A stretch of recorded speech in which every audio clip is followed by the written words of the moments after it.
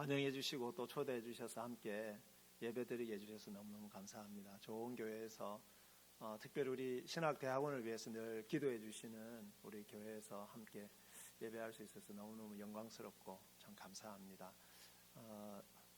제가 어린이 주일인데요, 오늘이. 그래서 어린이 주일에 어떤 말씀을 전할까 생각하다가 127편이 전형적으로 우리가 이제 오늘 교동문에서도 읽었지만 그 자녀가 누구인가에 대해서 말씀하고 있어서 이 127편을 가지고 하나님이 세우시는 집이라고 하는 제목으로 함께 말씀을 나누도록 하겠습니다.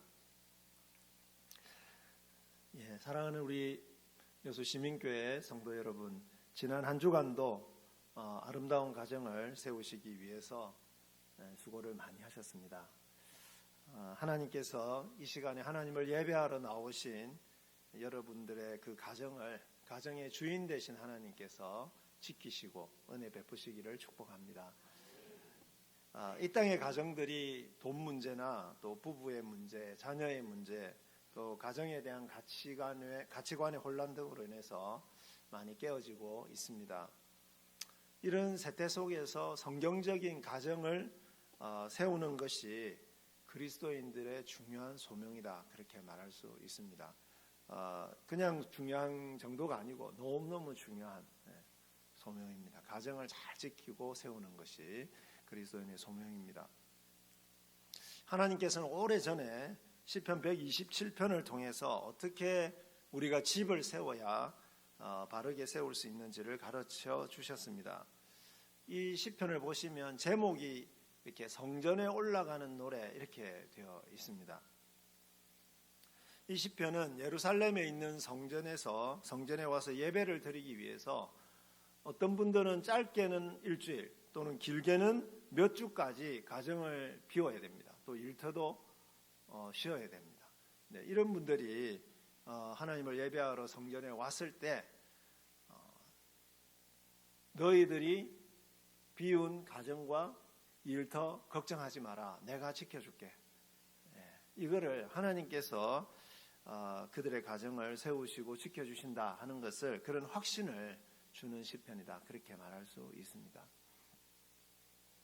1절에 보시면은 여호와께서 집을 세우지 아니하시면 세우는 자의 수고가 헛되다, 그렇게 선언하고 있습니다. 거꾸로 이야기하면 뭐겠습니까? 하나님이 집을 세우시면 제대로 세울 수 있다, 그 말 아니겠습니까? 그래서 여기서 집을 세운다는 것은요, 그냥 문자적으로 집을 건축한다, 우리 가족들이 살 수 있는 공간으로서 집을 건축한다, 그런 말도 될 수가 있지만 또 가정을 세운다라고 하는 그런 비유적인 표현일 수도 있습니다. 우리를 구원하신 하나님이 우리의 삶과 가정이 어떻게 하면 정말 행복할 수 있는지 가장 잘 아시는 분이십니다. 1절 2절에서 그런 하나님의 도우심 없이 우리의 힘과 우리의 지혜대로만 집을 세우는 것이 얼마나 무모한가 하는 것을 강조하기 위해서 3번이나 헛되다 그렇게 강조하고 있습니다. 사랑하는 성도 여러분, 여러분의 가정의 주인이신 하나님의 도움과 인도를 받으면서 정말 행복한 집을 세우시기를 바랍니다. 특별히 두 가지 면에서 우리는 하나님께서 우리의 집을 세우시도록 의지해야 됩니다. 첫 번째는 경제적인 부분이고요, 두 번째는 가족들과의 관계입니다.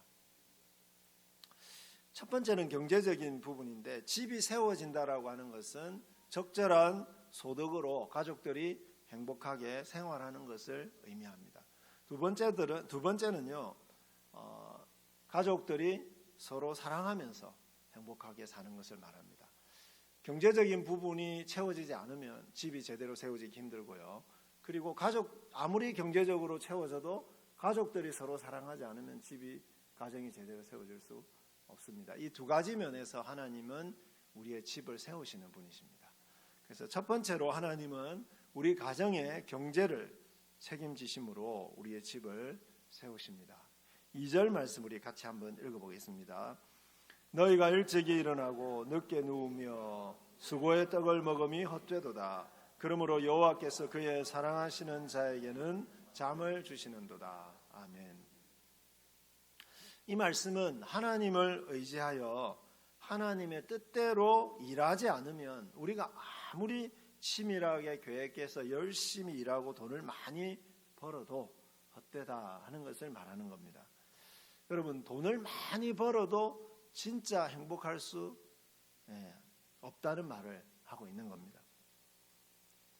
우리가 월세든 아니면 전세든 아니면 자가든 집을 마련하거나 가족들이 제대로 먹고 살 수 있게 하려고 얼마나 많은 수고를 합니까? 그래서 2절을 보시면은 일찍 일어나서 출근하고 그렇게 되어 있습니다. 일찍 일어나서, 요즘 말로 이야기하면 일찍 일어나서 출근하고, 그 다음에 늦게까지 일하다가 퇴근해서 늦게 자고, 그 다음에 그러니까 늦게 퇴근해가 늦게 자고 또 일찍 일어나서 출근하고, 그러면 늘 뭐가 부족하겠습니까? 잠이 부족하죠. 그 다음에 열심히 일해서 수고의 떡을 먹는다. 열심히 일해서 겨우 먹고 산다는 겁니다. 가정을 잘 세우기 위해서 열심히 일을 합니다. 하지만 그냥 열심히 일한다고 집을 제대로 세울 수 있는 것은 아닙니다. 이유가 뭐겠습니까? 첫 번째 이유는 이 세상이 타락을 해서 그렇습니다. 또 인간이 죄인이라서 우리가 아무리 열심히 일해도 우리가 일한 만큼 소득을 누릴 수 없을 때가 많습니다. 여러분, 과거에는 더 그랬지만은요, 열심히 일을 했는데, 공장이나 또는 직장에 나가서 열심히 일을 했는데 그 사장님이 월급을 제대로 안 주는 겁니다. 일한 만큼 월급을 주지 않아서 임금 착취나 이런 것들이 많아서 옛날에는 좀 힘들었습니다. 그 다음에 또 힘든 건 뭐겠습니까? 일을 열심히 해서 월급을 받기는 받는데 그 임금이 상승하는 것보다는 물가가 더 빨리 상승을 해서 열심히 일한 만큼 우리가 제대로 살기가 참 힘들다는 겁니다. 이게 이제 세상이 타락해서 그런 거죠. 세상이 타락해서. 여러분, 일한 만큼 월급을 제대로 못 받고, 그 다음에 임금이 상승하는 것보다 물가가 더 상승하면, 그러면 먹고 살기 위해서 어떻게 해야 되겠습니까? 더 일을 해야 되는 거죠. 정말 잘 아시네요. 더 일을 해야 되니까 일찍 퇴근을 할 수가 없습니다. 과로할 수밖에 없는 거죠. 그래서 부부가 밤낮 없이 일을 해도 집 한 칸 마련하고 입에 불칠하기조차 버거운 경우가 많습니다. 2022년 통계를 기준으로 우리나라 연간 근로시간을 보면 OECD 38개국 중에서 몇 번째일 것 같습니까? 5번째로 일을 많이 하는 나라입니다. 2022년이 그렇습니다. 과로로 가득한 나라다, 이렇게 말할 수 있습니다. 그래서 그런지 우리나라는요, 경제 규모로 이야기하자면 세계 13위 정도, 세계 10위권 정도에 되는데 행복 지수는 38개국 중에서 33위라고 합니다. 그러니까 일은 엄청나게 많이 하고 그런데 행복하지도 않고, 이게 우리나라라고 하는 겁니다. 가정에 필요한 것은 많은데 아무리 일을 해도 다 채워지지 않아서 과로를 할 수밖에 없는 현실 때문에 우리는 너무 힘이 듭니다. 너무 피곤해서 가정에서도 편안하게 친밀한 가족 관계를 형성하기도 힘듭니다. 이처럼 피곤한 몸을 이끌고 교회에 오니까 어떨까요? 그죠? 말씀에 집중하기도 힘들고 예배 하나님께 집중하기도 힘듭니다. 어떤 분들은요, 일을 너무 하고 싶은데 일자리가 없어서, 특별히 우리 청년들이 일자리를 구하느라고 얼마나 힘든지 모릅니다. 어떻게 해야 되겠습니까? 이런 세상에서 우리가 어떻게 해야 되겠습니까? 하나님을 의지하지 않으면 절대로 우리는 이 어려움에서 벗어날 수가 없습니다. 우리가 인력으로 할 수 없는 일이죠. 사랑하는 성도 여러분, 피할 수 없는 현실이라면 하나님께 이 현실을 감당할 힘을 주시기를 기도하시기를 바랍니다. 우리 가정에 필요한 것을 하나님께서 좀 채워주시기를 간구하시기를 바랍니다. 이 세상이 변화되어서 적절한 노동과 적절한 소득으로 이 땅의 가정들이 잘 세워지는 일에 우리 교회와 성도들을 사용해 주시기를 또 간절히 기도하시기를 바랍니다. 사람들이 아무리 열심히 일해도 필요를 채우지 못하는 것은 환경 때문이기도 하지만, 타락한 이 환경 때문이기도 하지만요, 돈에 대한 사람들의 탐욕과 성공에 대한 잘못된 생각 때문이기도 합니다. 사람들은 무조건 돈을 많이 벌어야 행복한 가정을 이룰 수 있다고 생각합니다. 그래서 많은 시간을 들여서 열심히 일하고 땀을 흘립니다. 세상은 그렇게 해서 높은 자리에 오르고 돈을 많이 벌고 좋은 집을 사고 아이들에게 무엇이든지 해줄 수 있는 사람들을 보고 정말 성공했다, 이렇게 이야기하죠. 그런데 과연 그렇습니까? 아무리 열심히 일하고 많은 시간을 들여서 땀을 흘려도, 열심히 공부를 해도 좋은 대학에, 원하는 대학에 들어가기도 어렵습니다. 또 돈을 많이 벌기도 쉽지 않습니다. 그냥 열심히 일한다고 돈을 많이 버는 것도 아니지 않습니까? 설사 좋은 대학에 들어가거나 또는 좋은 직장에 취직을 해서 돈을 많이 벌었다고 해도 진짜 만족이 있는 것도 아닙니다. 너무 무리해서 건강을 잃고 나면은 그나마 벌었던 돈을 다 병원비로 쓸 수도 있습니다. 돈을 많이 벌었는데 부부관계에 시간을 쏟지 못해서 이혼이라는 파국에 이를 수도 있고요. 자녀에게 시간을 많이 내어주지 못해서 자녀들이 탈선을 할 수도 있습니다. 무엇보다 하나님과 친밀한 시간을 가질 수가 없어서 무엇으로도 채울 수 없는 공허함과 무의미함, 그 가운데서 돈은 많은데 우울증이 우리를 찾아올 수도 있습니다. 이것을 시편 27편에서는 뭐라고 표현하고 있습니까?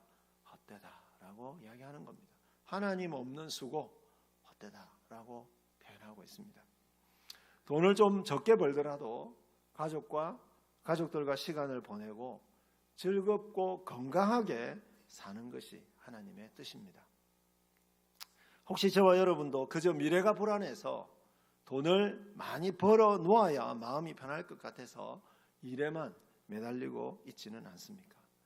집을 마련하는 것이 하나님의 지상명령이라도 되는 것처럼 헌금이나 구제도 제대로 안 하고 거기에 집 사는 데만 매달려 있지는 않습니까? 사랑하는 성도 여러분, 여러분의 일이 세상적인 성공을 이루는 탐욕의 수단이 되지 않도록 하시기를 바랍니다.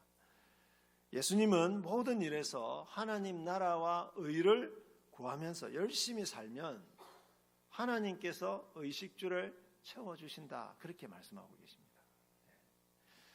마태복음 6장 23절에서 34절이죠. 내일 일을 염려하지 말고 하나님 안에서 그냥 하나님이 주시는 만큼 일하고 하나님이 주시는 만큼 쉬고, 그죠? 하나님 주신 소득만큼 누리고 살면 하나님이 우리에게 평안을 주신다, 그렇게 말씀합니다. 일은 단지 돈을 버는 수단만이 아닙니다. 일은요, 하나님 우리에게 주신 직장이나 일은 하나님의 소명을 이루는 수단입니다. 이 세상을 아름답게 만드는 하나님의 선물입니다. 선물. 자, 하나님의 선물로서 일을 열심히 즐겁게 하면 됩니다.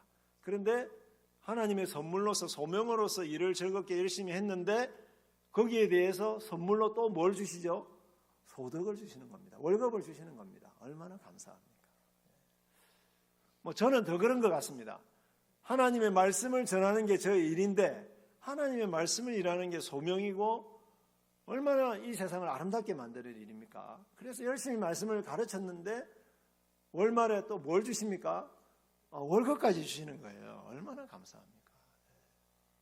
그래서 주시니까 또 누리면 되는 거죠. 감사함으로. 적은 돈이든 소득이 많든 적든 하나님의 선물로 또 감사하게 누리면 되는 것이죠. 하나님만이 우리에게 일을 주시고 즐겁게 일하게 하시고 그 일에 대한 참된 만족을 주십니다. 그것을 2장 2절 사행에서 이렇게 표현하죠. 여호와께서 그의 사랑하시는 자에게 잠을 주시는도다. 네. 설교 시간에 주무시는 분들이 자주 쓰는 표현이죠. 하나님께서 사랑하시는 자에게 잠을 주신다.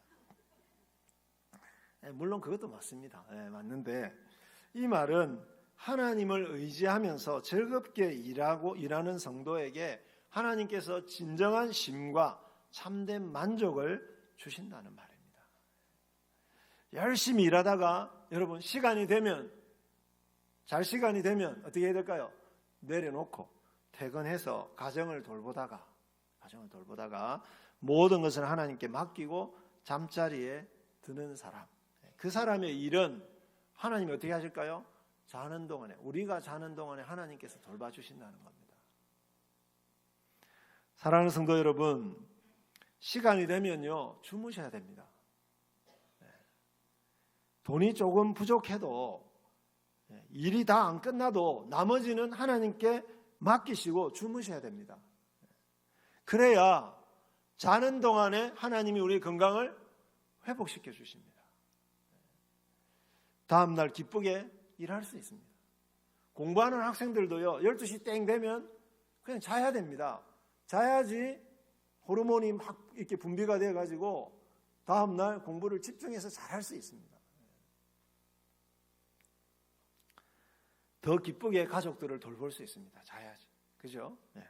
하나님은 누구에게 단점을 줍니까? 그의 사랑하는 자에게. 하나님을 의지하고 말씀대로 일하는 성도에게 하나님은 진정한 쉼과 진정한 만족과 그런 것을 주십니다. 가정과 일을 하나님께 맡기고 교회 와서 하나님을 예배하는 성도가 하나님이 사랑하시는 성도입니다. 이 시편의 저자인 솔로몬의 별명이 뭔지 아십니까? 솔로몬의 별명 여디디야입니다. 여디디야. 여호와께서 사랑하시는 자라고 하는 뜻을 갖고 있습니다. 솔로몬이 얼마나 하나님을 사랑했는지요. 모든 일에 어떻게 했습니까? 하나님의 지혜를 구했잖아요. 그리고 하나님을 의지하고 하나님의 지혜대로 자신과 가정과 나라를 잘 다스렸습니다. 그랬더니 어떻게 됐습니까? 나라가 너무너무 번성하고, 그래서 솔로몬이 다스릴 때 백성들이 어떻게 살았다고요? 각각 자기 무화과 나무 안에서 편안하게 살았다, 그렇게 되어 있습니다. 진정한 만족이 있었습니다. 이스라엘이 열방의 축복의 통로가 되도록 그죠? 그렇게 만들어 주셨습니다.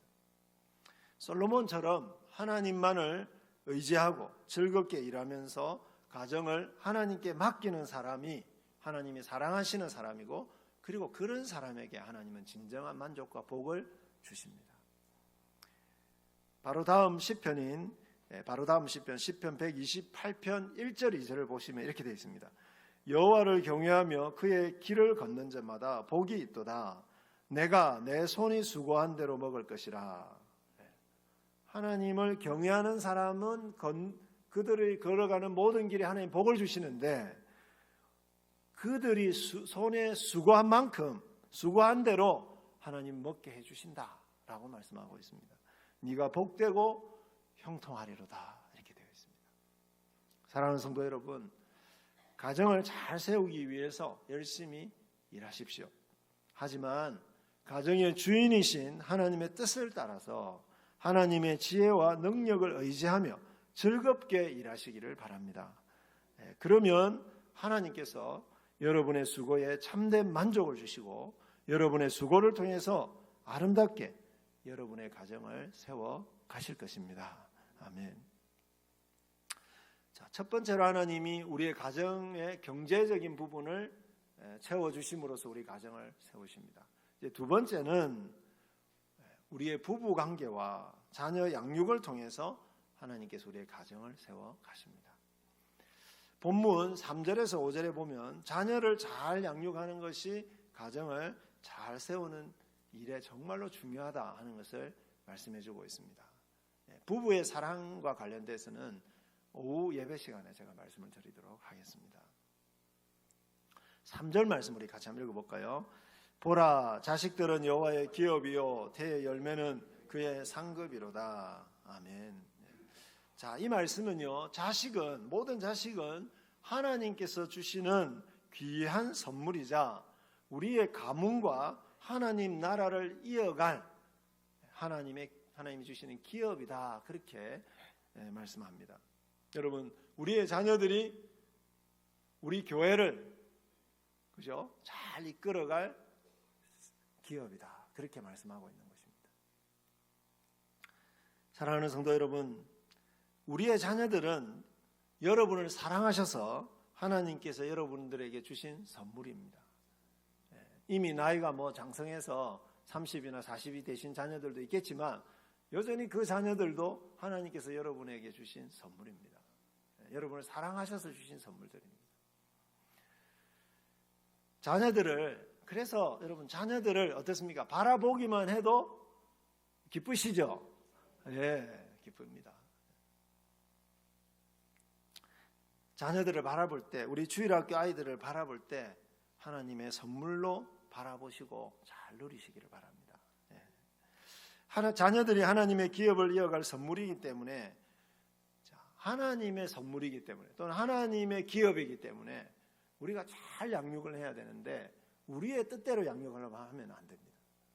하나님의 선물이고 하나님의 아들들이고 하나님의 딸들이기 때문에 우리의 욕심이나 우리의 뜻대로 자녀를 양육해서는 안 된다는 거죠. 절대로 자녀들을 내 꿈을 대신 이루어주는 수단으로 봐서도 안 됩니다. 내 인생을, 내가 못다한 인생을 대신 살아주는 수단으로 삼아서도 안 된다는 거죠.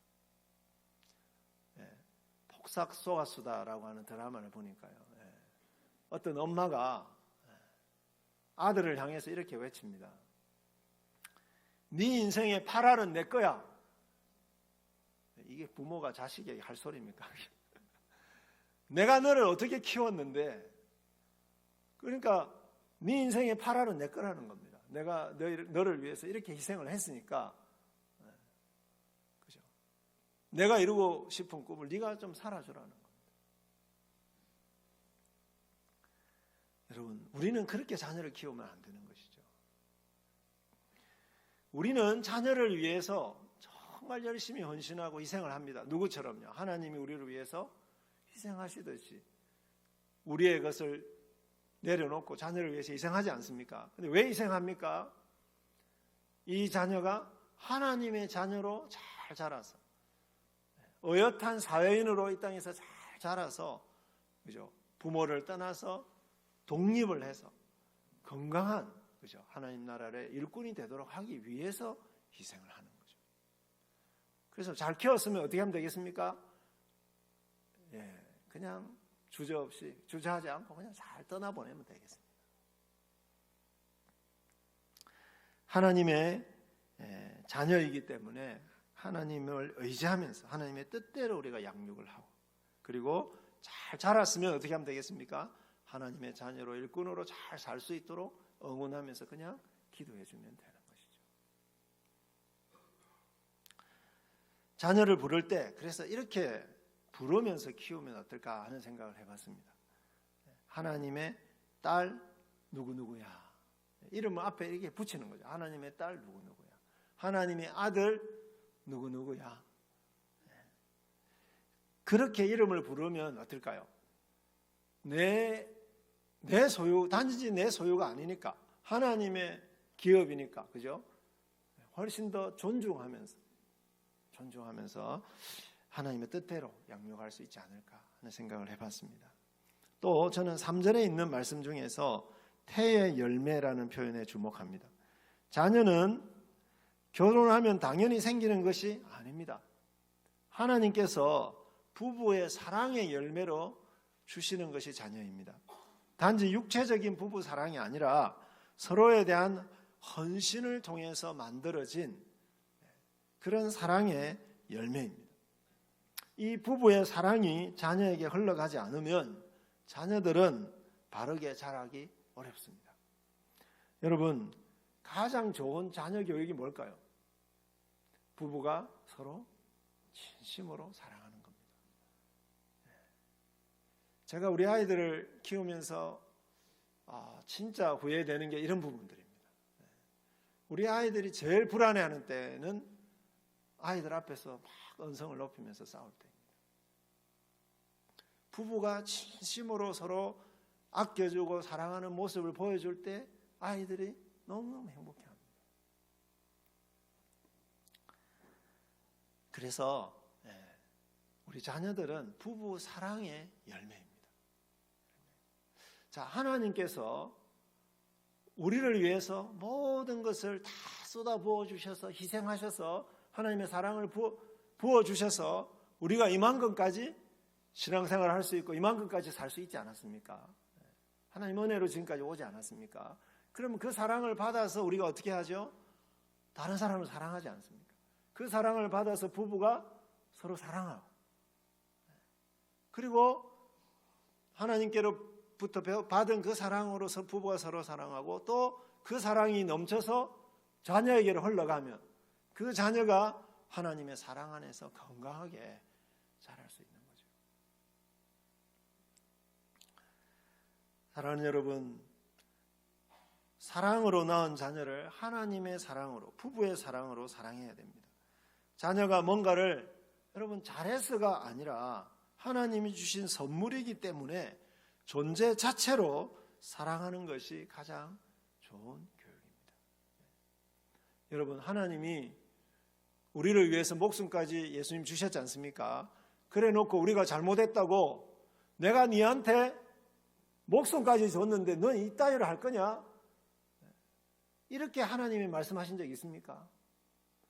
하나님은 그렇게 하지 않습니다.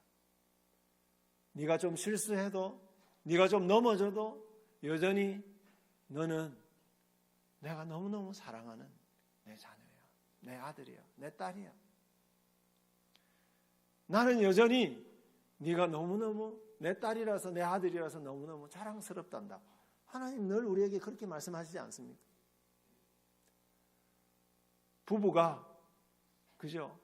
아내와 남편이 좀 부족해도 하나님이 주신 내 최고의 배우자이기 때문에 조건 없이 그냥 사랑하는 거죠. 그렇게 부부가 사랑할 수 있는 것도 우리가 하나님께서 다 배운 거 아닙니까?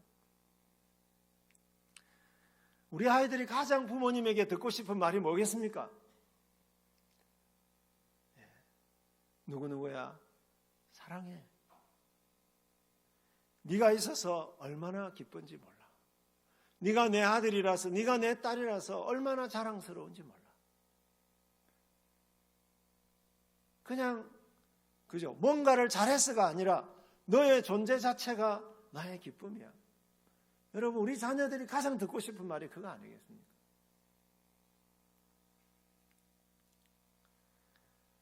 오은영 박사님이라고 여러분 잘 아시죠? 오은영 박사님, 그죠? 자녀 교육이나 여러 또 상담 이런 쪽으로 굉장히 유명하신 분인데, 이분이 아버님이 이제 친정 부모님하고 같이 살았대요. 근데 이제 이 아버님이 암에 걸리셔가지고 이제 돌아가시기 얼마 전에 이제 하루는 집에 갔는데 아버님이 이제 마지막 유언을 하시려고 딱 준비를 하고 계셨는데 그 이름을 딱 부르셨습니다. 은영아. 그러면서 뭐라고 이야기하셨냐면, 너 같은 딸을 낳아서 나는 평생 얼마나 자랑스러웠는지 몰라. 너 같은 딸을 낳아서 얼마나 자랑스러웠는지 몰라.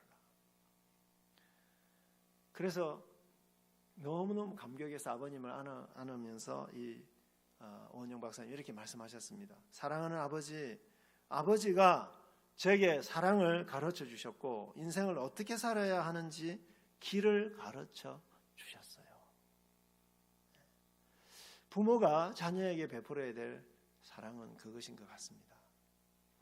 그냥 무조건 사랑해주고 존재 자체로 자랑스러워해주고 그 가운데서 하나님이 가르쳐 주신 말씀의 길을 인도하는 것이죠. 이렇게 사랑으로 말씀을 가르치면 자녀들은 4절 5절에서 말하는 용사의 화살통에 가득한 화살 같은 사람들이 됩니다. 이게 무슨 말이겠습니까? 5절에 보시면 성문에서 원수들과 다툰다라는 말은 불의하게 고발을 당했어요. 내가 잘못한지도 않았는데 누군가가 우리를 고발할 수 있죠. 그래서 성문에서 재판을 받는다는 겁니다. 그때에 누가 증인이 되어준다는 겁니까? 내가 잘 키운 자녀들이, 많은 자녀들이, 우리 부모님은 절대로 그런 일을 하실 분이 아닙니다. 우리 부모님들은 지금까지 오직 하나님만 붙들고 하나님 말씀대로 산 사람들입니다. 이렇게 우리 부모를 자랑스럽게 증언해 줄 그런 증인들이 된다는 겁니다. 그죠? 우리 부모의 인생을 그죠? 변호해 주는 그런 화살통의 든 무기들이 된다는 것입니다. 아까 그 드라마를 보니까 자녀가 물었습니다. 엄마는 무엇 때문에 그렇게 열심히 사셨어요? 그렇게 좀 하고 싶은 말도 좀 하시고 마음대로 사시지 왜 이렇게 참고 이렇게 사셨어요? 이렇게 물어보니까 엄마가 이렇게 이야기하죠. 내 인생은 자식들이 보고 배우고 기억할 인생인데 내 인생은 내 자식들이 보고 배우고 기억할 인생인데 내가 어떻게 내 멋대로 살아. 그렇게 이야기하더라고요. 그러니까 그런 엄마를 얼마나 이 딸이 자랑스러워하는지 몰라요. 여러분, 자녀들이 평생 하나님 나라를 위해서 말씀대로 산 그 부모님을 이 세상에서 가장 훌륭한 분들이라고 증언할 수 있다면 얼마나 행복하시겠습니까? 자녀들은 바로 그런 사람들입니다. 또 자녀가 화살들로 비유된 것은 경건한 부모의 양육을 통해서 의로운 삶을 산 자녀들은 부모들뿐만 아니라 하나님 나라를 지키는 무기들이 되기 때문입니다. 우리의 의롭게 산 것을 자녀가 증언해 줄 뿐만 아니라 우리가 자녀들을 하나님 말씀으로 바르게 가르치면 그 자녀들이 하나님 나라를 지키고 교회를 세우는 무기들이 된다. 용사들이 된다는 것이죠. 이 세상을 우리 잘 키운 자녀들이 이 세상을 죄악에서 회복시켜서 하나님 나라를 이 땅에 이루는 용사들이라는 것입니다. 가정뿐만 아니라 교회가 정말 하나님이 세우시는 집이 되기 위해서도 다음 세대를 하나님 나라의 무기로 양육하는 일에 최선을 다해야 될 것입니다. 여러분, 우리 여수시민교회에 저는 이 무기 같은 자녀들이 많아서 너무너무 감사합니다. 제가 장로님들에게 또 이야기 듣고 목사님께도 말씀을 드렸는데요. 너무너무 감사합니다. 너무너무 잘하시고 계십니다. 하나님이 우리를 사랑하시듯이 우리 교사들이 교회에 오는 우리 아이들을 정말 조건 없이 사랑해주고 베풀어주고 늘 말씀해 주십시오. 나는 네가 우리 반이라서 네가 선생님 제자라서 얼마나 행복한지 몰라. 그런 말만 해줘도 됩니다. 매주 그냥 그 말만 해주셔도 됩니다. 특별히 좋은 교육자들을 모시는 일에 또 다음 세대를 양육하는 일에 여러분 아낌없이 투자하는 교회가 되었으면 좋겠습니다. 왜냐하면 그들이 우리의 용사가 되고 무기가 되고 그리고 뭘까요? 우리의 기업이 되어서 우리의 다음 우리 여수시민교회 다음 세대를 이어가는 것입니다. 우리 가문을 이어가는 거고 교회를 이어가는 것이죠. 우리나라 아동들의 행복지수는 OECD 국가 중에서 꼴찌입니다. 뒤에서 몇 번째도 아니고 그냥 꼴찌입니다. 이유는 공부 때문입니다. 공부 때문에 늘 스트레스 받고 시간에 쫓기고 잠도 부족하고 부모님께 사랑을 받을 시간도 없습니다. 공부가 아동 청소년들을 병들게 하고 심지어는 자살 충동까지 들게 합니다.